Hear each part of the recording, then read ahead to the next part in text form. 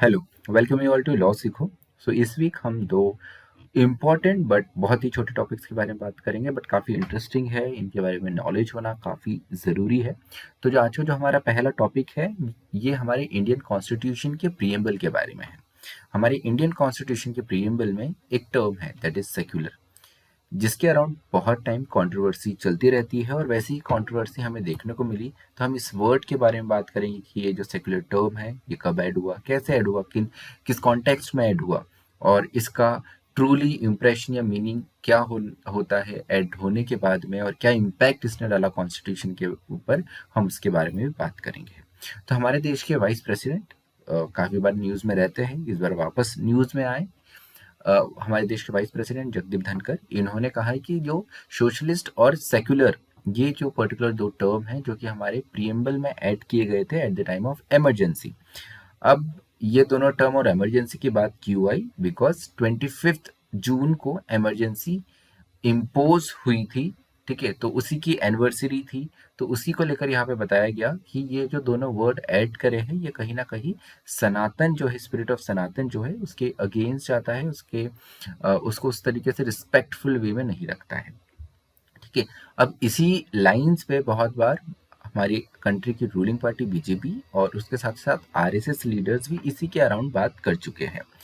अब बात यहाँ पर ये है कि ये जो पर्टिकुलर टर्म्स है, सोशलिस्ट और सेक्युलर, जिसकी बात हमारे देश के वाइस प्रेसिडेंट जगदीप धनखड़ जी ने करी हुई है, ये ओरिजिनली कॉन्स्टिट्यूशन में नहीं थे। ये 1976 में ऐड होते हैं बाय 42nd अमेंडमेंट, और उसके बाद में इसमें कोई भी चेंज नहीं होता है, एंड टिल नाउ, टिल 2025 ये दोनों वर्ड कंटिन्यूड है, ठीक है। अब यहाँ पर बात ये आती है कि हमारे देश के अगर प्रीएम्बल की बात करें, ठीक है, अगर हम ओरिजिनल प्रीएम्बल में की बात करें, तो इसमें we the people of India having solemnly resolve to constitute India into sovereign democratic republic, ठीक है। सिर्फ इतने, ये तीन ही टर्म थे, ठीक है। ओरिजिनली हमारे देश के प्रीम कॉन्स्टिट्यूशन के प्रीएम्बल में सोशलिस्ट और सेक्युलर टर्म नहीं आते थे। और अगर हम प्रीएम्बल की बात करें, तो प्रीएम्बल में जस्टिस, लिबर्टी, इक्वालिटी, फ्रेटर्निटी, इन सारी चीज़ों की भी बात की हुई है। अब ये जो चेंजेस है, सोशलिस्ट और सेक्युलर, ये जो टर्म है, ये 42nd अमेंडमेंट से ऐड होता है, और फाइनली उसके बाद में we the people of India having solemnly resolved to constitute India into a sovereign socialist secular democratic republic हो जाता है। पहले ये सॉवरेन डेमोक्रेटिक रिपब्लिक था, अब ये sovereign socialist secular democratic republic हो गया। और सिर्फ सोशलिस्ट और सेक्युलर ही नहीं, इसके साथ साथ unity and integrity of the nation under fraternity, ये भी हमें एडिशन प्रीएम्बल में देखने को मिलता है। अब थोड़े से अगर कॉन्टेक्स्ट की बात करें, तो 1975-77, ठीक है, इस टाइम पे इमरजेंसी इम्पोज हुई थी। और अगर हम देखें तो 1976 में ही 42nd अमेंडमेंट हुआ था। अब 42nd अमेंडमेंट में जो जो चेंजेस करे हुए थे, अगर हम देखें तो ऑलमोस्ट कॉन्स्टिट्यूशन 1/3 कॉन्स्टिट्यूशन 42nd से अमेंडमेंट से चेंज कर दिया गया था at the time of emergency. लेकिन 1978 में जब जनता गवर्नमेंट आई, तो उन्होंने सारे चेंजेस को रिवर्स कर दिया, बट कुछ चेंजेस वैसे ही रहने दिए, और उसी में था सोशलिस्ट और सेक्युलर टर्म, जिसको 44th अमेंडमेंट से जनता गवर्नमेंट ने रिवर्स नहीं करा। अब यहाँ पर 1975 में जब ये टर्म्स इंट्रोड्यूस करे थे, उस वक्त अगर हम देखें, तो देश की जो पॉलिटिक्स थी, ठीक है, उस पॉलिटिक्स में इंदिरा गांधी काफ़ी डोमिनेंट थी, और इंदिरा गांधी को अपनी पोजीशन और स्ट्रॉन्ग करनी थी, बिकॉज इमरजेंसी के जस्ट पहले राजनारायण केस हुआ था, जिसके बाद उनकी खुद की पोजीशन जाने तक की बात आ गई थी, ठीक है, और उनकी खुद की पॉलिटिक्स पे एक बहुत बड़ा क्वेश्चन मार्क आ गया था। उस वक्त इंदिरा गांधी को ज़रूरत थी कि वो अपनी पॉलिटिकल पोजीशन और स्ट्रॉन्ग करे और लोगों में और ज़्यादा पॉपुलर हो, ठीक है। और इसी को देखते हुए कॉन्स्टिट्यूशन में अगर हम देखें, तो हमारा कॉन्स्टिट्यूशन एक बैलेंस्ड अप्रोच रहता है, जहाँ पे हमें कम्युनिज्म, कैपिटलिज्म, राइट, लेफ्ट, सारी ही आइडियोलॉजी का बेस्ट फॉर्म, या हम कह सकते हैं कि सब आइडियोलॉजी से की जो अच्छी बातें हमारे कॉन्स्टिट्यूशन में देखने को मिलती है।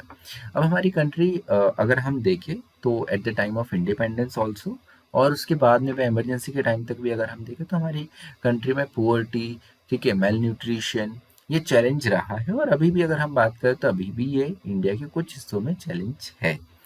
तो उसके लिए ज़रूरी है कि ऐसी चीज़ों को एड्रेस करने के लिए कंट्री में कम्युनिस्ट या लेफ्टिस्ट पॉलिसीज होनी चाहिए।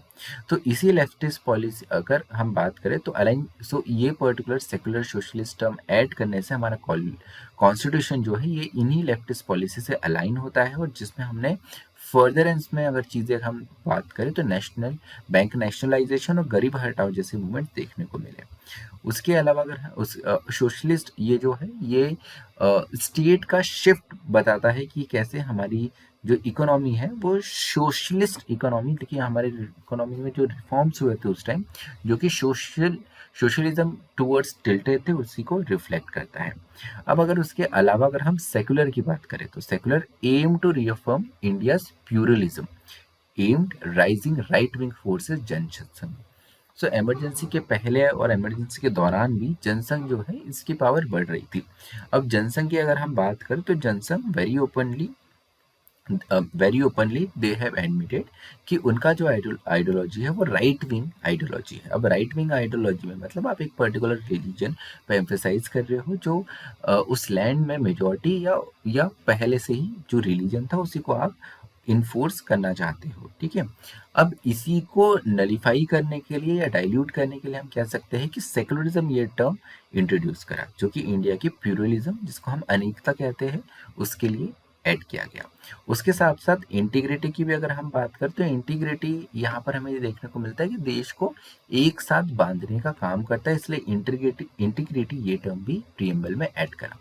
नाउ ब्रॉडर 42nd अमेंडमेंट का अगर हम इम्पैक्ट देखें तो 42nd अमेंडमेंट सिर्फ प्रीएम्बल में चेंज नहीं हुआ, इसके साथ साथ हमारे कॉन्स्टिट्यूशन में ऑलरेडी फंडामेंटल राइट्स था लेकिन सिटीजन्स की ड्यूटी भी तो होनी चाहिए। So that was fixed by this 42nd amendment by adding article 51A with that directive principle of state policies means it is the guiding principles for the government that shows the path to the government that on which particular path government should walk and or we can say government should form the policies and the schemes, ठीक है। तो इसी directive principle of state policy जो कि constitution के part 4 में है इसे भी एक्सपांड करने का काम 42nd अमेंडमेंट ने किया है।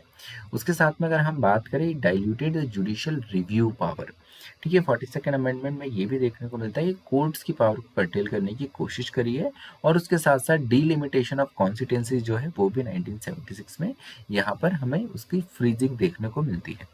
अब अगर हम बात करें कि जुडिशियल और पॉलिटिकल पर्सपेक्टिव क्या रहा है इन दो टर्म्स को और प्रीएम्बल को लेकर, तो अगर हम बात करें इन री बेरुबारी यूनियन केस, ठीक है। So in this case supreme court in 1961 it said कि preamble is the key to open the mind of the makers, ठीक है। and so therefore it is important for the constitution. So for understanding constitution, preamble is the key that actually opens the minds of the constitution makers or constitution framers. If we talk about Indira Gandhi, so Indira Gandhi, the founding father, intended India to be secular and socialist. Indira Gandhi की बात करें तो Indira Gandhi when she done this 42nd amendment she said कि it is the founding fathers intent, ये constitution framer जो है उनका ही इंटेंट था कि our country should be secular and socialist and she said कि I just added this two terms, ठीक है। उसके बाद में अगर हम बात करें लॉ मिनिस्टर, उस टाइम के लॉ मिनिस्टर एच.आर. गोखले की, सो ही सेड कि integrity means indivisibility of the country, कि ये कंट्री को एक यूनाइटेड फॉर्म में बांधने का काम करता है। अब अगर 42nd अमेंडमेंट से जो प्रीएम्बल में चेंजेस हुए हैं, सुप्रीम कोर्ट ने बेरुबारी केस में तो ये कहा है कि yes it opens the minds of the, it is key to the opening the minds of two constitution framers, but on the other hand if we see preamble is not a part of the constitution, ये भी कहा है supreme court ने in the re Berubari union case. now preamble is not a part of the constitution but not a source of substantive and not a source of a substantive power. So the addition of socialist and secular term we can deduct that ki it is a symbolic and it is not a legal transformation in our constitution. If it talks about constitution specifically in context with secular term, even though before adding this secular term we have the provision and still we have the provision that talks about the secularism, ठीक है। so article 14 that talks about right to equality means again यहाँ पे religious ground पे you can't discriminate. article 15 says कि no discrimination based on religion, caste, sex etc with citizen. 16 says कि in matter of public opportunity में यहाँ पर on certain ground जिसमें religion भी वन ऑफ द ग्राउंड है, इस ग्राउंड पे डिस्क्रिमिनेशन नहीं होगा। And one more thing in Kesavananda Bharati case and S R Bommai case, ठीक है, 1973 और 1994 में रिस्पेक्टिवली हुए हैं। इसमें भी बताया गया कि सेकुलरिज्म जो है this is a basic structure, ठीक है, and this is reaffirm in this cases. Now socialism as a constitution ideal अगर हम बात करें तो मिनरेवा मिल्स 1980 में ये केस हुआ था। इसमें बताया गया कि socialist we are a socialist state and it is rooted in part 4 of the constitution, that is directive principles, and our directive principles are based on the socialist principles. With that, if we talk about our preamble says ki justice, and this justice should be social, economic and political. So by again we are saying by economic justice, our country's constitution is tilted toward the socialism. Now socialism is the guiding principle and not a enforceable right. ठीक है, country कैसे move होना चाहिए, policies कैसी होनी चाहिए, उसके बारे में ये बात करता है। And if we see very latest in year 2024, so one petition, a writ petition filed in Supreme Court, and that writ petitions said कि this socialism and secular term, ठीक है, this is violation of fundamental rights and the basic structure, ठीक है, and this word should be deleted from the constitution. So this particular writ petition went to Chief Justice of India Sanjeev Khanna's bench, and he straight away rejected the petition and said कि no harm caused by adding the socialism and secularism term in our constitution, and this is not the violation of fundamental right or either the basic structure doctrine. Now we'll move to our second topic that talks about why investigators cannot summon lawyers. Okay, here lawyers means the practicing lawyers. So Supreme Court recently observed that summoning lawyers for advising client infringes on their rights and undermine the legal profession's autonomy. So Gujarat का एक case चल रहा था, उसी reference में ये particular observation दिया है कि summoning the lawyers for advising clients it infringes the right of the lawyers. ठीक है, तो लॉयर को क्या एडवाइस दिया है, लॉयर ने क्या एडवाइस दिया है क्लाइंट को, ये पूछने का राइट इन्वेस्टिगेटिंग अथॉरिटीज को नहीं है, और इसके लिए वो समन नहीं कर सकते हैं, और समन करते हैं तो it will be violation of the legal right of the lawyers or the advocate. Now interesting thing is that कि our country's two senior advocate, one is advocate Arvind Datar and second is advocate Pratap Venugopal. इन दोनों को recently enforcement directorate ED ने summons किया है in the case of डेलीगेल इसॉप case. ठीक है, तो अपने आप में देखने वाली बात है कि सुप्रीम कोर्ट ने अभी ये रूलिंग दी है, और ये उस टाइम पे आई है तब अरविंद दातार और प्रताप वेणुगोपाल इनको जो ईडी समन्स इशू हुए उसके बैकलैश ही चल रहा था, और उसी बीच ये सुप्रीम कोर्ट का जजमेंट आया है।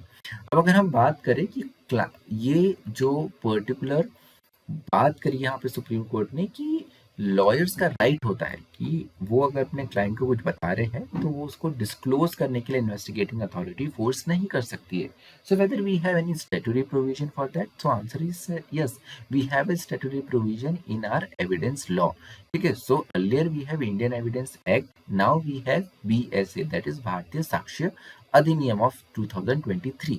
So if you see section 132, it talks about the privileged communication.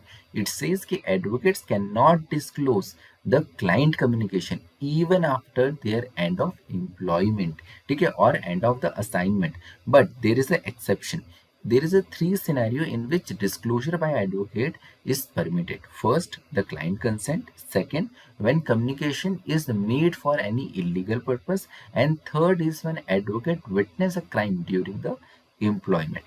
Now, complete exemption from testifying. So, lawyer they can't be compelled to reveal oral or written or electronic client communication, and applies during and even after the employment.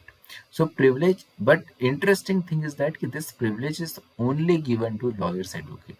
This privilege is not extended to any other profession, for example chartered accountant, company secretary, or cost accountants. Now what is the judicial view on this particular subjects? So many a times court opposes the summoning advocates for client advice. So police or investigating agency, so courts clarified this thing कि police or investigating agency cannot summon lawyers for legal advice given to clients. So there are two important cases. The first case was of Bombay High Court. The name of the case was A.V. uh, Pavitran versus CBI. Take a very recent case of 2025. So it actually caused CBI summon to advocate Pavitran in a corruption case. ठीक है, and held that the advice to client is a privilege under Section 126 of Indian Evidence Act, and with that Section 132 of Bharatiya Sakshya Adhiniyam. And it specifically said कि once privileged, always privileged communication. And there is one more case of Madhya Pradesh High Court of the same year 2025. It says the name of the case is Praram Infra versus State of MP. So it again quashed the summon to which is given to advocate Rahul Maheshwari, and court held that the lawyer not an accused or a witness, so this summon is unjustified. So legal principle affirmed that advocate cannot be compelled to disclose the client communication or legal advice in Section 132 of BSA, and formally that was given under Section 126 of Indian Evidence Act. So this is all for today. Thank you so much for listening me. Stay tuned to Law Sikho.